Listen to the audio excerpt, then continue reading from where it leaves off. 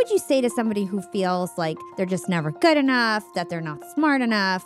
How do you think they can overcome imposter syndrome? There's always times when people will not feel like they fit in a room, and that scales up and it never ends. Something that I've found is reverse engineering the path to get to where I want to be. And that starts to mitigate some of the stress of imposter syndrome, which then allows action. What made you realize that you wanted to start a side hustle? I'm not a technical person. I'm not a developer. I'm not an engineer. So I'm like, what can I actually sell to the market? And it was the skills that I had accumulated over my years of sales and marketing.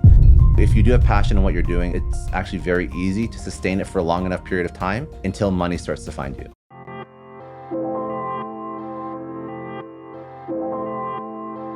Scott, welcome to Young and Profiting Podcast. Thank you for having me on, Hala. I appreciate it. I am super psyched. I love having my friends on the show. So today we're joined by my friend and podcasting peer, Scott Clary. He's an entrepreneur, keynote speaker, investor, and podcast host. He's the host of the very popular entrepreneurship and business podcast, Success Story. He's also the CEO of OnMi Patch, which is a transdermal vitamin patch that delivers naturally derived, science-backed ingredients to support you through life's ups and downs. Scott is well known for sales and marketing, and he speaks globally at industry conferences. He's been featured in Forbes, The Wall Street Journal, The Startup, amongst other publications. And in today's episode, we're going to unpack Scott's career story and cover topics like side hustling, how to grow a monetizable podcast, and lastly, we'll go deep on sales strategies. So, Scott, you were born in Canada. You're the son of an ex-policeman turned intelligence officer and a university lab manager, and you really weren't exposed to the world of entrepreneurship growing up, and you were expected to go into some sort of law enforcement field like most of your family. So where did the desire to work for yourself come from, and how did you step into the land of entrepreneurship? It was such a gradual process, and everything, nothing, in hindsight, it all makes sense, but nothing makes sense when you're actually doing it. And it's funny because I was supposed to be going into some sort of law enforcement. I mean, dad was law enforcement, grandpa, uncle, everyone was law enforcement. And then they migrated to different, my dad was CSIS, so Canadian CIA for lack of a better reference. And I wanted something safe and secure. And that's kind of what I knew. That's what my parents knew, and nothing wrong with that. So I actually went into a really large tech company, a telco company in Canada. And then from that company, then I went into a smaller tech company because I did very well at that. I was really good. I kept moving up market. I killed it in SMB, then mid-market, then enterprise sales, moved to a smaller tech company, did very well there. And through that tech company, there was an exit. And then I understood, like, this is like fast forwarding like 10 plus years of my life. But when I joined a company, saw the founder of that company sell his company to private equity, that's when I realized that I could have a piece of the pie and I could be at the cap table or have a seat at the table. I didn't know what a cap table was back then, but I could have a piece of a company. I could take part in that transaction because I saw people that were part of that company taking part in that transaction. So wheels started turning, and then I'm like, okay, so if I want to have this big payout, because I'm no longer working in, a big, even tech company, I'm not working in government, not working in big tech. I don't have a pension. I don't have security. I have to have X million dollars in the bank when I retire because nobody's going to be paying me till I die. So that was like my benchmark for security. If I'm not going to have a pension, which pensions for a lot of people listening don't really exist the way they used to. Pensions, to sort of show what a pension could be like, I'll give you my dad's. He's making 70%, I think, of his 5 best years of salary till the day he dies. Wow. And I think, if I'm not mistaken, he has 2 pensions because he worked for 2 different government organizations. So he actually has 2 pensions compounded till the day he dies, the second he retires, which is wild. So that means like guaranteed 100K plus.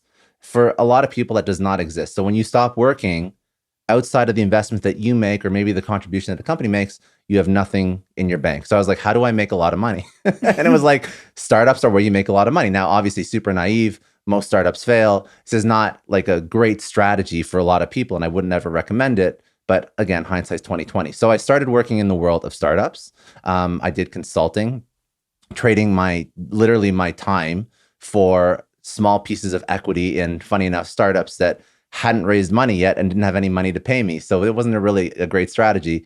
And I realized that instead of doing like fractional CXO work, so fractional executive work with a whole bunch of underfunded startups that didn't have product market fit. I should double down on my skills on one company. And I did. And I was CRO there, and we went through an exit event. And that was good. It wasn't like I'm going to retire money, but it was good money. And that's sort of what was my journey through safety and comfort and security and government to big tech to small tech to startup to where I'm at today. Yeah, I love that. And Scott, as I was learning about your story, you took a lot of risks and chances and asked for what you wanted to get to where you are. You didn't just stand still and do the same thing over and over. So like you said, you started off in big telco, I think it was Bell Canada. Then you moved to a smaller telco company because you wanted to level up in your career. You thought that there'd be faster growth there.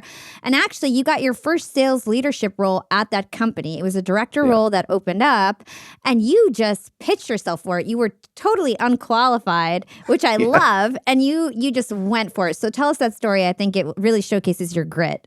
It was so the director that hired me at that smaller telco, he took a job at Salesforce almost immediately after he hired me. So there was a big opening in that company for a sales leader. And I had no qualification. I'd never managed a sales team. I'd closed large deals as an individual contributor. I never managed a sales team before. So I put together a presentation. And I said, these are the reasons why I'm fit for this job. There was people that have been in this company, by the way, for years.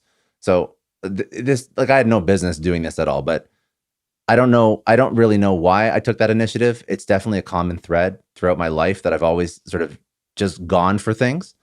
Put together a presentation, pitched it to the director that was exiting and the CEO, and got the position. And it was really just putting together a plan of where I see us now, lessons that I've learned in my career that I can incorporate into this organization, a 1, 3, 5, 10-year plan for where I want to take the sales team, scaling out the outside team, scaling out the inside team. And I really put together a really, really in-depth proposal as to why I should have that job. And that initiative was enough to actually get that job out, because again, hiring is expensive. Mm-hmm. So you can go outside, you can look for other people, but nobody else internally was looking to really take it. And I was the one who had good experience, didn't have manager, but had good experience. That was actually, saying listen, I'm throwing my hat into the ring. I'm the man in the arena. I really want this. And, it was just a great learning opportunity, because it showed that not always, but when you ask for things and you put effort and showing that you want it, sometimes things do work out. Sometimes things really do work out. And if you adopt that attitude in literally everything, you'll hear the sayings like, if you don't ask, you won't get. Mm-hmm. It is very true. So I think a lot of people, if they took a little bit more risk, not significant, not quitting their job tomorrow and building something from scratch, and that's a whole other conversation. We can talk about side hustles and everything. But if they just took more risk in my job, I want to push myself and I want to push my manager to allow me to accelerate in my career, and you do the work that's required before it's required. You put together some sort of reasoning as to why you should be in that role, and you constantly fight for it.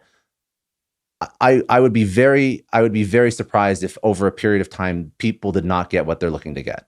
Totally. And it just goes to show you, you've got to shoot your shot. I feel like I'm very similar. I always shoot my shot. Even if I feel like there's really little chance, half the time I get what I want, what I ask for, what I didn't actually deserve, just because I put my hat in the ring, like you mentioned. So ask for what you want. Just shoot your shot. So let's talk about imposter syndrome for a minute. A lot of women especially have a problem with imposter syndrome, and women in particular. And by the way, most of my listeners are male, but for any of the females listening, this question is for you and for males who suffer from imposter syndrome. But basically, they would never put their hat in a ring if they feel underqualified, right? Because they just have such significant imposter syndrome. So what would you say to somebody who feels like they're just never good enough, that they're not smart enough? How do you think they can overcome imposter syndrome? So one of the most important things to know about imposter syndrome is that everybody feels it at whatever stage they're at. And I truly mean everyone. So if you scale up to billionaires, there will be billionaires that feel out of place in certain rooms. And it sounds crazy to us and somebody who's making $60K a year, but it's very true. So everybody feels uncomfortable in certain situations, like they don't belong. And this is why, when you see even at a very high level, billionaires, and they bring, kings and queens and monarchs to dinners because they feel like they don't fit into European high society, or so on and so forth. Or you have very rich people, wining and dining princes and whatnot in Saudi and the Emirates, and looking to get their money and bring it back to the US. There's always times when people will not feel like they fit in a room, and that scales up and it never ends. So know that first. That's very important. There's nothing about what you're feeling which is weird or off or different. The difference is whether or not you take action. Action is always the difference. So when you look at something that you feel you're not qualified to do, and I don't know the psychological reason why this plagues women more than men, but I do know that men, like literally the case study that you just outlined, are more likely to take the step and to do the thing, even if they're underqualified, than women. I don't know why that is, and that's something that we have to solve for, but that actually allows men to get the thing. Like if you look at studies, like if people are applying for a job and a man has 6 of 10 requirements, he'll still apply, where a woman will not apply unless she has 9 of 10 or 10 of 10. And I don't have data points to back that up, but I'm sure it's very easy to find these types of studies. So I think that you have to know that everybody feels it. You have to take action. And then to sort of like reduce the stress, something that I've found is reverse engineering the path to get to where I want to be. So I've taken this sort of strategy of reverse engineering in quite literally everything I do, in my health goals, in my mental health, physical health, focus goals. It could be my business goals, my investment goals. It could be where I want to take my company. It could be who I'd like to bring on my podcast, similar to you. I look at who's done it before and I literally reverse engineer every single step, because everybody has a path and success leaves clues, and they're usually quite loud. And if you actually do enough research on the item that you're trying to achieve, you can probably quite reasonably come to a level of certainty as to what you actually have to do to get there. And you'll 2 things will happen when you do that. You'll understand the path you have to take and the steps you have to take to get there in anything in life, but you'll also realize that you're actually not as far as you actually are, as you think you are, before you reverse engineer that. And that starts to mitigate some of the stress of imposter syndrome, which then allows action.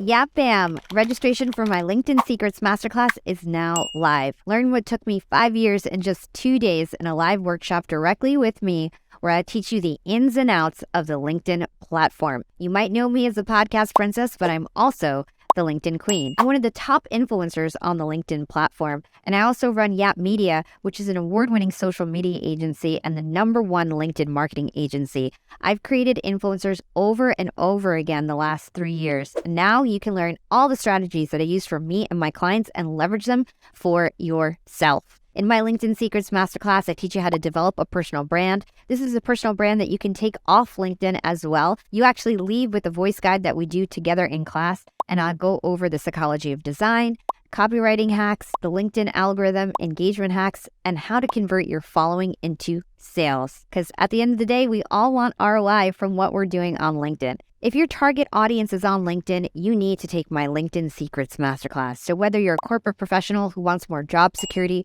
a solopreneur, freelancer, or entrepreneur who wants to grow their small business, you need to understand how to grow your following on LinkedIn and then how to convert that following into sales. Learn how I grew Yap Media to $5 million in revenue with 0 paid ads, all from my organic content on LinkedIn. I credit LinkedIn to all of my success. Honestly, I wouldn't have this top podcast, I wouldn't have my company and my big team if it wasn't for LinkedIn. So if you want to learn more about my LinkedIn Secrets Masterclass, you can go to yapmedia.io/course and use code Masterclass for 25% off. Again, that's yapmedia.io/course and use code Masterclass for 25% off.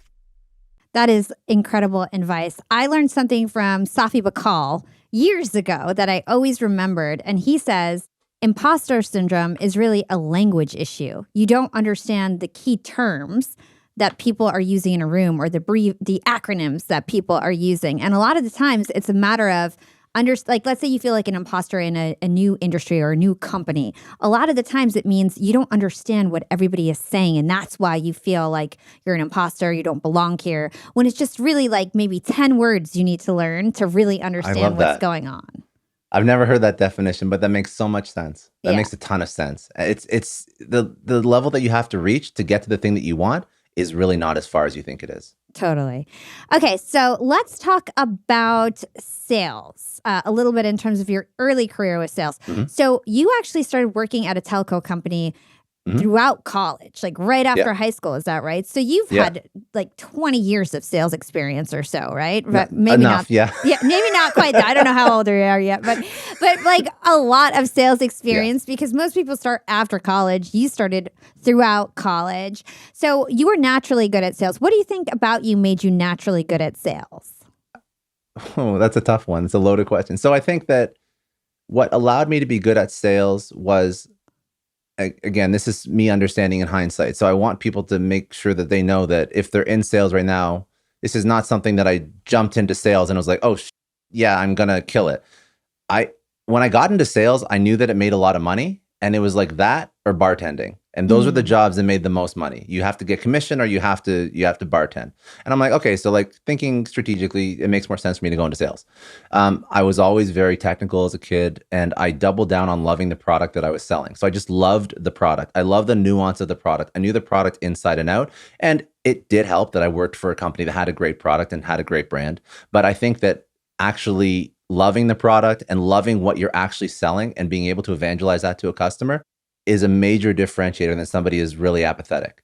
So if you don't believe in what you're selling, I found this to be a common thread through everything I've ever sold to anybody, including selling a company to an investor, which is a sale, or selling a company to a hire, which is also a sale. When you're selling something, if you don't believe in what you're selling, you will not be able to sell it 11 out of 10 times. And other things help, like, yeah, maybe a little bit charismatic, but ultimately loving the product, communicating that, people feel it and they feel the authenticity and they feel that you're truly believing what you're saying and you're not full of shit. That will close more deals than anything. I love that. So I learned that you actually started consulting on the side at some point during your career, and you started your podcast as a side hustle. So I'd love to get your input on side hustles. So you started out doing consulting on the side. What made you realize that you wanted to start a side hustle, or that you were, there was a market out there for you to have a side hustle? Yeah. So when I started consulting, it was actually during the company where I actually got that first sales leadership role. That's when I started doing a little bit of consulting, and I wanted to consult and start a side hustle. And side hustles were not as popular then, and they weren't like a thing, which caused a little bit of friction with the job. But it ended up working out for the better in the long run. But I wanted to start it because I was very entrepreneurial, and I thought that entrepreneurship meant you had to build something from scratch.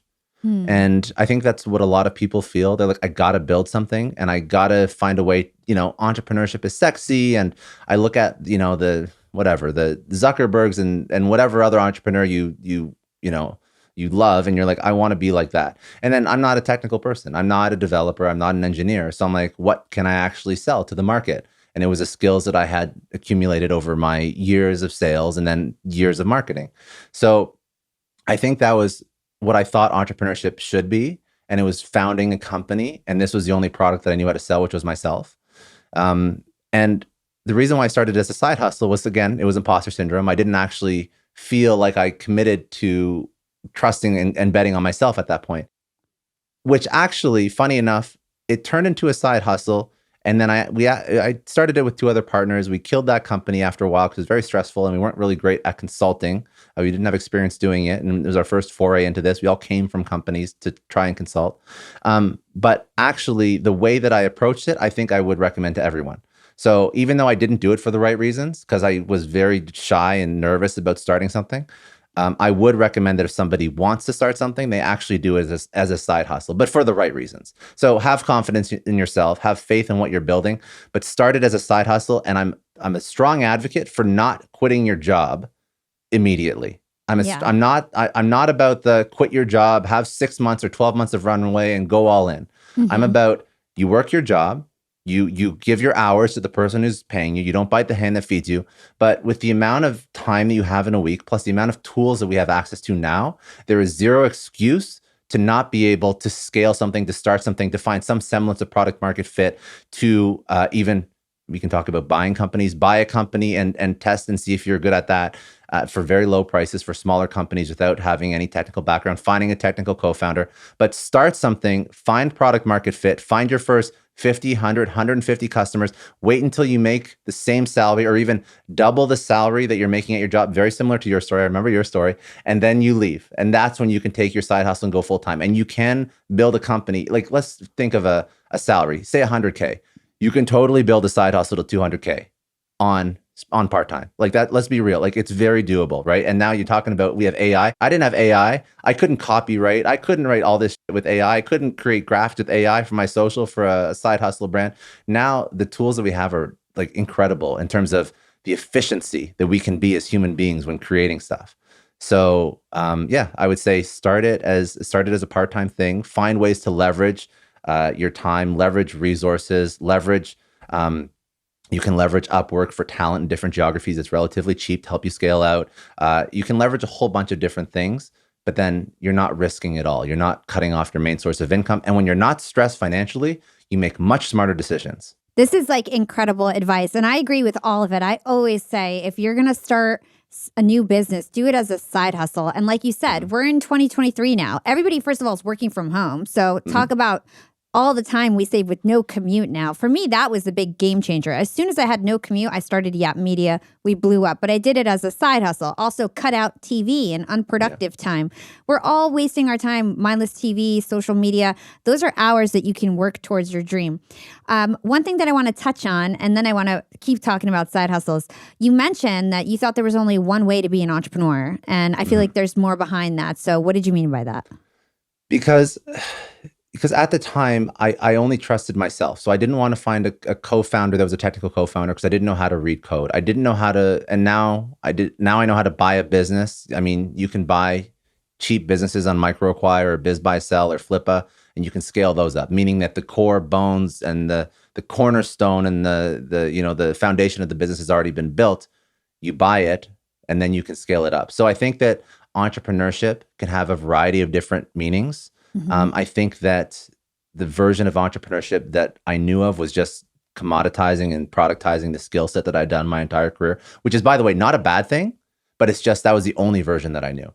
So and the reason there was an issue with that, the reason there was an issue with consulting is because when you consult, you really trade your time for hours invested in a company, right? So it's really it's not an efficient form of entrepreneurship to conduct as a side hustle. It's not a leverageable form of entrepreneurship. There's even different ways to consult that could be better. Like retainers are a great way. Even outsourcing work. If the work is of quality, you can outsource work. But my version of entrepreneurship was trusting myself. So it was like, I'm a consultant. I can help you with your marketing campaign, your sales campaign. I can build out processes. I can train your sales reps, whatever. And I'm going to do that myself. So we made a lot of errors. That's why I meant we didn't know how to consult. We didn't know how to do it right. So we were like working our, actually when I started, I was working a 40-hour week in an office plus X amount of hours on the weekend and at night, finding clients, doing work, closing deals. And then when I went full-time consulting, it was like 40 hours and we were actually consulting in a client's office. You can't mess around when you're in a client's office. Your perceived value goes way down when you just become part of their workforce. But they were paying us on a big monthly retainer. They wanted us in office. So like 8 hours a day, I can't be working on other stuff for the consulting company. I can't be posting on social. I can't be having calls with new potential clients. I'm on retainer. I'm in their physical office. So there's better ways to consult. That was just my version. Not a great version. Sucked. Don't do it. If you're going to consult, you're going to be an agency, whatever it is. Follow what Hala's doing. She's killing it. She's not like growing that many gray hairs. So the point is, it doesn't matter if you screw up your first version of entrepreneurship. There's lots of other versions you can try, and maybe like think outside the box when it comes to what you want to take to the market and how to do it in a scalable way. Fun fact, I've never had a gray hair. I'm truly young and profiting. Good. Straight. Let's go. In terms of side hustles and thinking about, a lot of people are like, I don't know where to start. I get this question a lot because I'm like you, I'm known for like building side hustles, and that's how I came up. And people are always like, well, I don't know what side hustle to start. And my favorite answer is the one that you gave. Start off with your skills and talents. What you get paid for in your day job, you can then do as a service. Yeah. But a lot of people feel like they don't have monetizable skills, which is a huge problem. But what would you say is a great way to decide what to do as your side hustle? What was your thinking process around that? I think, first of all, I think everyone has monetizable skills. Straight up, everyone has monetizable skills. Now, if you well, first, any business unit you work in, you can productize that. And if you are the evangelist and CEO and founder of a brand that does that thing, that means that you can create trust with your clients because you've done that thing for X amount of years. But it also means that you should find ways to scale yourself. So that means you should hire talent underneath you that can fulfill some of the work that is up to par with your standard and your quality. You're a CFO, you're an accountant, you have a monetizable skill. You're a marketer as a generalist or as somebody who's more specific in social media or SEO. I mean, you have a monetizable skill. Mm-hmm. I think it's just how you take it to market and how you commoditize that skill. So meaning that you use tools like Upwork and Fiverr and TopTal to find great deal flow without busting your ass for new clients. You nurture those relationships and eventually they morph into something bigger, right? And again, I sort of alluded to it before, like you can do the work yourself day one, but after a while you're building a side hustle should turn into a business, not just a job. So you leverage as much as you can. So you leverage other people's time, you leverage I'll give you a very clear example. Hey everybody, this is Hala from Young and Profiting Podcast, and I'm live in Las Vegas at Podcast Evolution. I want to tell you about GoBox Studio. I remember I was at a podcast conference a few months ago, and GoBox Studio had a booth at the conference, and I see this amazing equipment, and I was like, oh my God, I have to get a GoBox Studio. This is exactly what I've been searching for as a content creator. I'm always traveling now, speaking, going to conferences, and I need to be able to shoot my podcast as well as my commercials on the go. And I never really had an all-inclusive portable studio or solution. Everything was really piecemeal. I'd be lugging around all this equipment, trying to stuff it in a suitcase, and it never really worked, which meant that I wasn't able to shoot interviews or commercials while I was on the go. Now with GoBox Studio, I can do that and more, and it always looks professional, and GoBox Studio is a complete game changer for me. So GoBox Studio comes in this like awesome looking suitcase. You can actually roll it around in the airport. It comes with 2 professional lights, a professional camera. It comes with 2 wireless mics, and it's everything you need for a professional studio, whether you want to record podcasts, IG Reels, TikToks, whatever it is. It's got it all for you. Just hook up your computer and you're ready to go. Now, whenever I travel, I'm always going to be bringing my portable studio, GoBox Studio. If you guys want your own GoBox Studio, if you want to take your content creation to the next level, if you want to create on the go to goboxstudio.com/app and use promo code YAP at checkout. Again, go to goboxstudio.com/app and use promo code YAP at checkout. I have a copywriter that works for me. He's a Canadian, and he took the initiative to go overseas to the Philippines, and the Philippines is a great place for talent. Mm-hmm. Incredible talent in the Philippines. Love the talent smart, in the Philippines. Very educated. I've had better people from the Philippines than I found in North America sometimes. Same. So they kill it. And he went after university, and he went to the Philippines because he cared. He was a copywriter. He cared so much about his quality of work that he knew that if he just maybe hired online, maybe it wouldn't be as good. So he went to the Philippines and he interviewed people face to face. And he built relationships with great writers in the Philippines. So obviously there's a little bit of an arbitrage of cost there. He saves a little bit of money. And then he can still deliver high quality work to a North American market. And he can charge North American prices. And he can pay great Philippine wages as well. So, I mean, he set up a great copywriting business for himself, leveraging tools that he has access to. And making sure that even though he's the point man for the company, he's the CEO and the founder of the copywriting company, nobody expects him to be writing every single blog post. That's not how these companies work. And he doesn't pretend that that's how he's creating this company. So he built this more or less in like his spare time, to be quite honest. And he built systems and processes that allow a team in the Philippines to fulfill client work without him overseeing everything. He has checks and balances on every single piece that's written. So there's like a rigorous quality test that has to pass. And there's multiple writers, and they actually share work between each other, and they sort of like critique each other's work. So the output is exceptional. It's a relatively cheap, low cost business considering they are outsourced talent.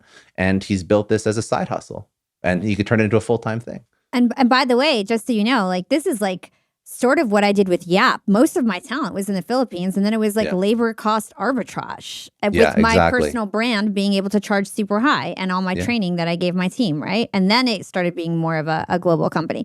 So really interesting. Let's talk about product market fit. So as you know, I launched a new LinkedIn masterclass. and I teach content strategies and sales strategies. And some people are crushing with what I taught, but I'm finding that a lot of people who don't have product market fit, my stuff doesn't work for them, because if you don't have a product that the market wants, no matter what I teach you for sales, it's not going to work. And so I feel really bad for these people because they're so stuck on their idea, but they have no product market fit. And like I said, unless they change their offer, there's not much that I can do for them. So how can you tell if something has product market fit or doesn't? And what's your advice in terms of ensuring that if you start something, you do it with product market fit? The easiest answer I can give you is when you have product market fit, you know. And I know that's like the most ambiguous answer, but, and I'll go into details, but the point is, when you have product market fit, like you can't keep up with demand. That is true product market fit. And we're not just talking okay product market fit, like exceptional product market fit means you can't keep up with orders. You have trouble with fulfilling. So things are selling out all the time. Your servers are like over bandwidth. You're having to spin up new AWS instances all the time.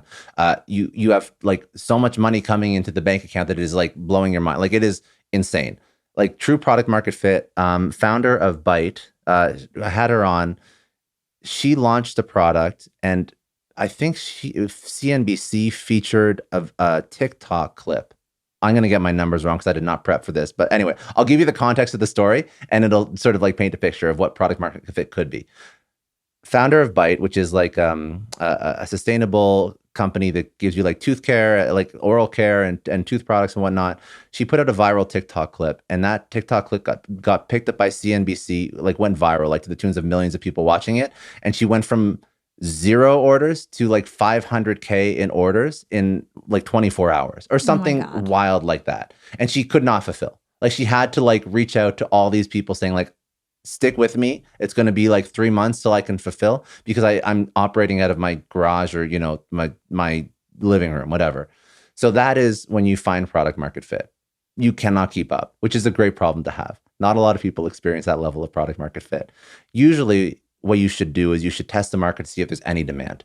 And what people do is they usually think of this product and they love it so much and they love it themselves and they take it to the market and no one else cares. And that's a big problem with a lot of entrepreneurs. So how do you guarantee that there's product market fit? Well, the most likely chance of having product market fit for an entrepreneur is the entrepreneur that actually has the highest success rate is somebody that's actually worked in an industry for a long period of time, and they identify a problem in that industry, and then they launch a product or a piece of tech or a solution against the problem that they've witnessed for the past 20 plus years. That is usually who has the highest success rate. It's not the Stanford grad who's building some new innovative tech. So that is a good way to launch a product. Other ways that people have successfully launched products, they take something that's working in one country and they transplant it and launch it into another country. These are simple ideas, but it does work. A way to find out if there's product market fit before spending a lot of money, you could do what Buffer did. So Buffer is like the social media posting tool, obviously a tech platform, and it would have cost a significant amount to make an MVP. Their MVP was a landing page with a form asking people if there was any need for this product and how much they'd pay for it. And that was it. There was no actual product built. And they ran ads against that form. So they ran ads to that landing page, and then people signed up, and they got several thousand people saying, yes, we want that. Yes, this is how much I actually would pay for this product on a monthly basis. Now you found out that there's 5,000 people that would pay for your product at, $20 a month.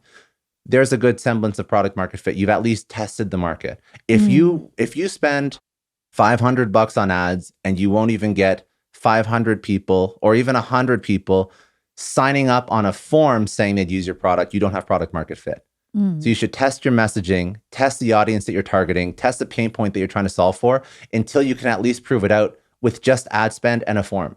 And that's a great first step. If more people did that, then you'd have less unsuccessful entrepreneurs. And you can also test it against marketplaces that already exist. The point is, like Upwork, if you're a service-based business, Upwork, TopTal, Fiverr, whatever, you can put yourself out there, see if people start to buy your product, see if you're differentiated enough, right? So what you don't want to do is you don't want to spend a lot of money in taking a product to market before you test some level of product market fit. And this is there's more complex ways of testing if you have resources, but without resources, it's a great way to test. Yeah. And I really hope you guys take heed to Scott's advice. This was like excellent advice. And this is the number one mistake that I see people do. They think there's some problem that doesn't really exist and they're investing in products. And, you know, I have a friend who's like starting a clothing line and she's like investing all this money. And I'm like, do you have product market fit? Like, have you tested it? Yeah. But, you know, everybody needs to learn on their own, right? So let's talk about your podcast, Scott. You've got a very successful podcast success story. You were considered a competitor. Me and you are head to head in the podcast categories. No competition. We collab. All over abundance. Competition. All abundance. Exactly. But technically, we are like, Yes. you know, we're very similar in terms of our, you know, numbers and who we interview and all that kind of stuff. So I really respect you as a podcaster. There's only 250 of us that are really monetizing and there's only 250 podcasts that are like monetizing at our level, like able to go through all these agencies that we work through. That's why I see all the same ads on every podcast. Yeah, there's not that many of us who figured it out, and you really have. So let's start here. What was the genesis of your podcast? How long ago did you start it, and why did you decide to start it? So I started it just over 4 years now. So about 4.5 years, I think. Oh my God, we started at the same time. Yeah, I think we started at the same time. Yeah. I started it because I wanted to. So after the first side hustle failed, I wanted to build something. I had no idea what I wanted to build. I'm like, I want to build something. I didn't know what I wanted to build. I'm like, listen, I have to like scratch my entrepreneurial itch and I have to build something that's going to be with me for a period of time and it's going to pay off dividends in the future. But I'm not starting another product because I was CRO at a tech company, at a SaaS company. That's the one that was actually acquired more recently. And I didn't want to build something on the side, but I knew that if I built a personal brand, because I'm looking at the Gary V's of the world, I could leverage that for whatever I wanted in the future. So if I had eyeballs looking at me, I could launch products against that. I could launch against that audience and that community. I could monetize that community in the future. All the things that quite literally, like Gary Vee speaks about why you should build a personal brand. I was a student of that. And I was like, okay, so how do I build a personal brand around business content? And, you know, you think about all the different mediums. And before we went live, I was talking about how I started on LinkedIn and I was creating a whole bunch of some good, some like a little bit tacky business content, but it really resonated, built a good audience. But a lot of people were doing it and I wanted to differentiate and I wanted to expand across different platforms because I knew that eventually, not day one, but eventually you do have to go against different platforms. I'm a big proponent of start with what works for you, but after a while, you know, you're going to expand it. How do you expand content? Well, you don't want to always have to create original for every single platform. Sometimes it works, but ultimately you want a more scalable content strategy that can act as like your pillar content, right? And video, audio, podcasting made the most sense for the type of content I wanted to put out. I was a no-name. Nobody knew me. Nobody gave a shit about my opinion, but I did have a good network. And I knew that if I could bring other people's opinions on, they would start to care about me eventually. And I'd also get to have good conversation with great people. And it's a networking play too. So that was the inception. And it was like, I need a pillar piece of content that I can, you know, continuously make and predictably use to disseminate across all my social again and again and again and again. And I want to do that forever. And I want to build a brand around that. And then I want to get 10 million eyeballs, 20 million, 100 million eyeballs looking at me. And then I can launch products. Like I can do like what Gary is doing and, you know, launch VaynerMedia and Vayner Sports and Empathy Wines and all the other stuff that he does, like V Friends and all the random stuff, just because you have the audience there. And to have that platform is huge. So that was sort of the thought process. And this podcasting made the most sense because it created content. And as long as the interview that we're having is good, all the derivatives of that interview are also going to be good. And everywhere they're going to go, they're going to provide value. And they're not going to be perfectly optimized for every platform, but they're going to be like 80 to 90% of the way there. And it's a scalable strategy. Yeah, having a personal brand is such a power move in today's age. It just really, really moves the needle. What I'm curious about with your journey, because it sounds like you started podcasts on LinkedIn around the same time. You're also huge on Instagram and YouTube. So which one sort of blew up first? And then did you leverage any of those platforms to then grow the other ones? Yeah. So LinkedIn blew up first. LinkedIn was always first. YouTube and Instagram were somewhat simultaneous because I was very heavy on video from day one. So I was putting out almost for since I started, between 3 to 6 pieces of video content per day in various forms. And it's just been like an onslaught of video content, which fortunately has played into recent algorithms because my part of my podcast process is you do the long form content and then I break it down into every single question that I ask is a separate video clip. And every single question that I ask is uploaded on a separate playlist outside of my full podcast on YouTube, which is before YouTube had their own SEO for videos. Every single title was SEO'd. So every single smaller clip was also getting ranked on Google. And then I would also take all the smaller clips and then break them into like the 30 to 60 second sound bites. And then I'd use that for TikTok and Instagram and even Snapchat Spotlight and YouTube Shorts. So I was always video heavy. And the reason why I was so bullish on video, it sort of ties to a thesis that I have around YouTube as a whole. Like, I mean, I'm very bullish on video. I believe that there's a lot of psychological reasons why YouTubers that have large audiences on YouTube have large audiences everywhere. But if you'll notice, like a big Instagram influencer, it's siloed on Instagram, or a big TikTok or a big Twitter, it's all siloed. YouTube, I think it's a combination of video plus trust plus the length of time that somebody consumes your content. The rapport is just insane that you build with the audience. And I've always like, if I build a big YouTube audience, I'm going to be big everywhere else. And like so far the thesis has actually worked out. And I think it's a trust factor. I think the audience trust score, whatever that is on YouTube, is the highest of any social. Yeah. It's really interesting because, you know, I'm always of the school of thought that you start on one platform, you dominate it. I started like LinkedIn podcast first. I dominated that. Yeah. And then I moved on to Instagram and YouTube. But you're somebody who seems to like have kind of blown up on all channels pretty simultaneously. I think it has to do with maybe that content approach that you were just talking about, how you have a pillar form content that you sort of distribute it out. Did you kind of focus somewhere first, or was it really just all like omni-channel? It was omni-channel. Like so candidly, my strategy is nuts. Like I put a lot of time into this. So I don't recommend this as like a very doable strategy. I would actually recommend that you kill one channel first and you leverage that. Literally exactly what you're saying. Like day one, I would do, because I didn't have a team, it wasn't monetized. So I was cutting every single video myself. And I would download every piece of tech and every app that I could ever use to find ways to take all those long form clips and turn them into, like every podcast is probably like 50 to 60 different pieces of content. And I was doing that myself.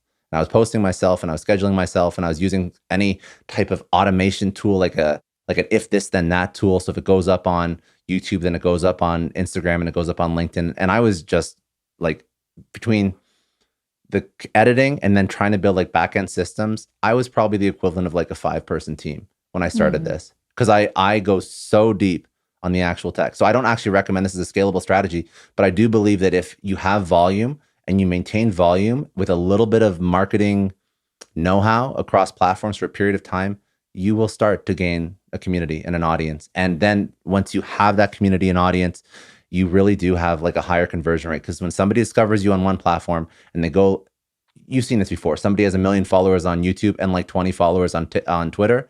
Yeah. Or like or actually better example, somebody has 1 million followers on Instagram and 20 followers on Twitter. Like you're like, what, like, who are they really? Like, obviously they're not that impressive. Maybe, they've really dominated on one platform, but I don't know if they're really for me, or there's a hesitation to convert into like a fan. Whereas if you have that social proof, which is incredibly hard to build, but once you have that social proof, conversion across all your channels increases. So it is about showing up everywhere as much as possible. And I would even say that it's better to not be on a platform than to show up half-ass. I'm not a big fan of showing up half-ass.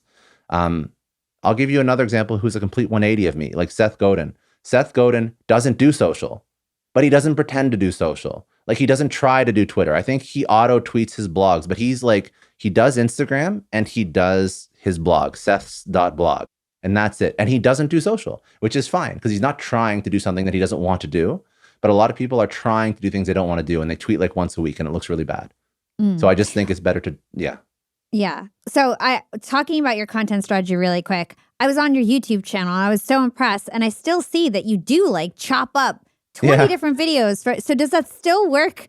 Every question, I guess, is its own little video on YouTube. Does it still work? I'm going to have my team do it right away. It works to an extent. Like, is it worth the time? I mean, I have a process built in, so it's not that much of a lift. each video gets a few subscribers. So say that, like, because you can track like how many subscribers come from every single video you post on YouTube.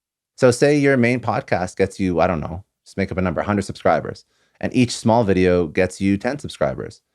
So fine. If I put out 20 different videos, great. I've made 300 subscribers off of that content. So yeah, compounded over 300 plus episodes and 4 years, yes, it does make a difference. On one individual, it will probably not. And I would even say what I'm thinking about doing right now is actually putting more editing value into like the more valuable clips, and maybe remove some of like the fluff. Because I look for clues. Like I have people that I watch on every single social platform, and I just emulate what they do. I don't need to reinvent the wheel. So I look at the biggest podcasters and I see how they do it. And now I see what people are doing. No one's really ever adopted my strategy, to be quite honest. But what I see, like but then again, like if you do everything exactly the way someone else has done it, then you'll probably have the same results, and maybe take you a little longer. But the podcasters that I see now, they take like 5 or 6 clips from an episode they really, really like, and then they're going to do like custom thumbnails, and they'll really put a lot of effort into like the description and the tags. So I actually think I'm going to move that way and just like gauge, like, is that a better way to go? That's what I do for YouTube. Yeah.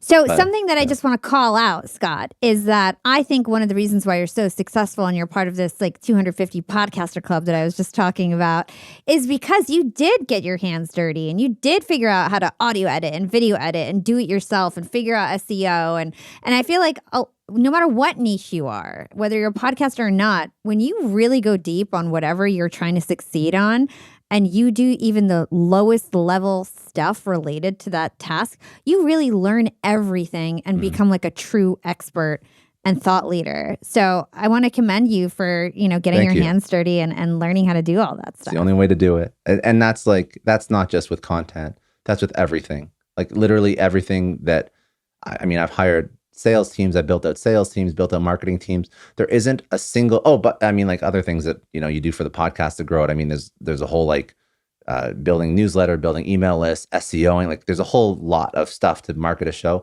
But like everything that I've done, it's a marketing activity that I do for my podcast or a business. I've done it myself.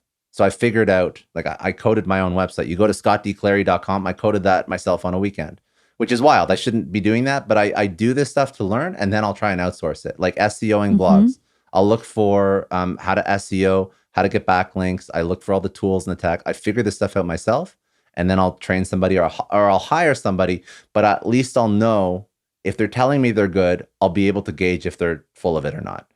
Yeah, totally. Yeah. Let's talk about monetizing your podcast. So when you first started your podcast, were you using it as like a lead gen tool for your consulting, or how were you first monetizing your audio and YouTube channel? So this is wild. I was not using it for anything. I was literally not using it for anything because when I was building it from scratch, again, like not all of my advice is the smartest and quickest path to revenue. It's just my journey. So again, hindsight's 2020. If somebody's going to build something and put a lot of time into it, and they need to make money off of that thing, there's different things that I would suggest. This is my journey. I had the long vision, long game in mind, right?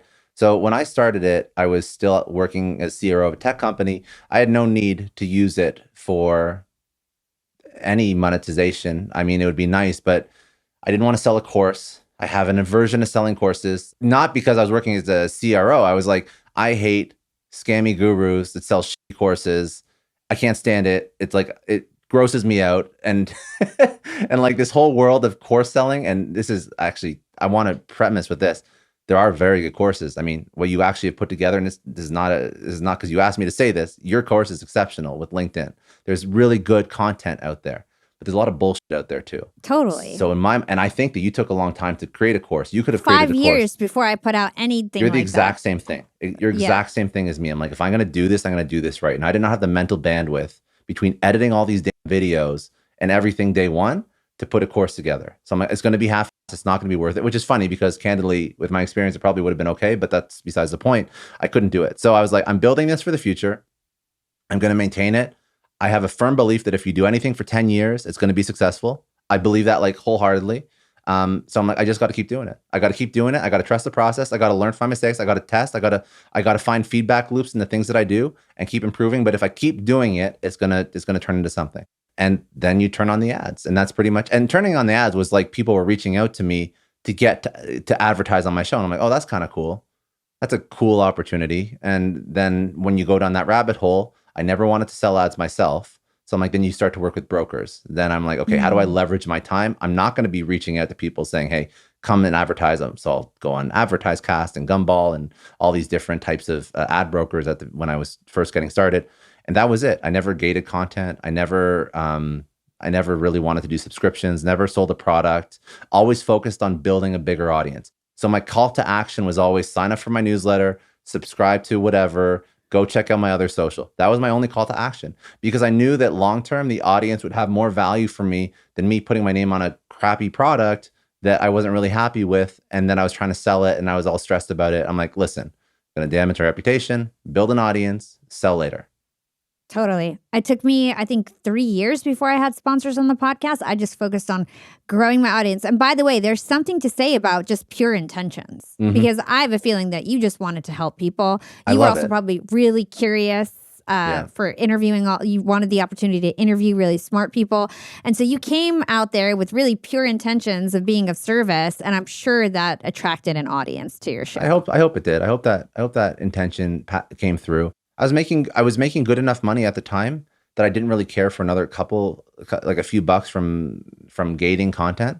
And funny enough, my passion has actually always been teaching.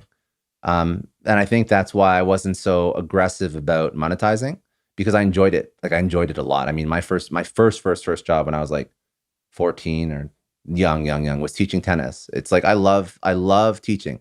I love like when you start working with somebody and like they're clearly struggling, clearly like drowning in this portion of their life. And then you like can just take the things that you've known and you experienced and the insights that you have and like small little tweaks. And all of a sudden, like, it's like, you know, they're awake again. They're seeing like life for the first time. They're seeing like their business for the first time. They're seeing this big problem and then now it's gone away. Like it's such a great feeling, candidly.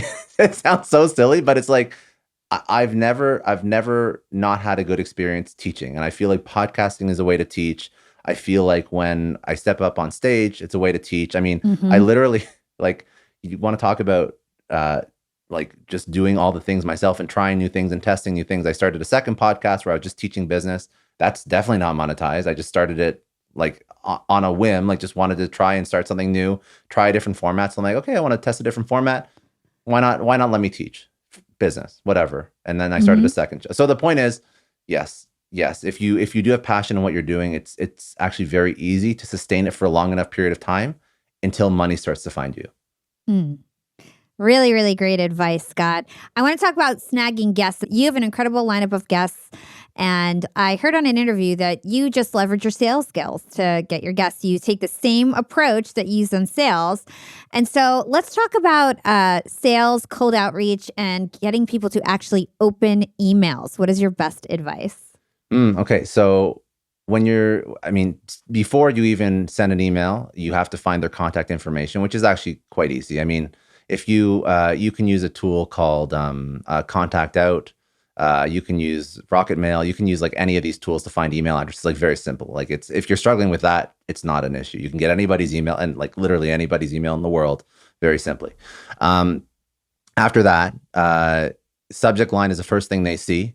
So in my subject line, way back when, I would actually just leverage like the 5 past guests that I had or the 3 past guests that I had and put that in the subject line of the email, like the most high profile guests. That was really it. And then I would say like podcast invite, and that created a little bit of social proof or enough to get somebody interested in to actually open the email, because I had like Guy Kawasaki, Anthony Scaramucci, and Grant Cardone, and I think the first like 20 episodes, nice. which is like, by the way, don't recommend, because I was scared shitless and I was not a good interviewer. I mean, I don't think they really minded, but I was like very stressed. So like, so like it is what it is.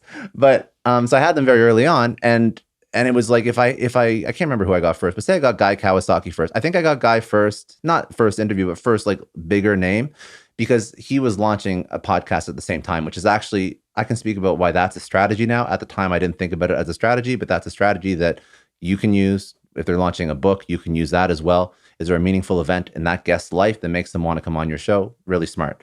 But Guy was launching a podcast. He's like, sure, whatever, I'll come on your show. And then I got Guy Kawasaki, and then I put his name in the email to get Anthony Scaramucci. Then I put Anthony and Guy to get like Grant. Whatever the order was, doesn't matter. But that's how you get an open email. And then once they open the email, you're reinforcing, of course, the reach that you have and what you're going to do for them as a podcast host. You're setting like clear expectations as to what they can expect. But then if you don't have a large reach and the social proof isn't enough, I went above and beyond. So I was saying, I'll edit some social clips for you. I'll send them over to you fully edited. This is what they're going to look like. You can post them on their social. They can just be of you. They don't even need to include me. I can just create great social content for you out of the podcast.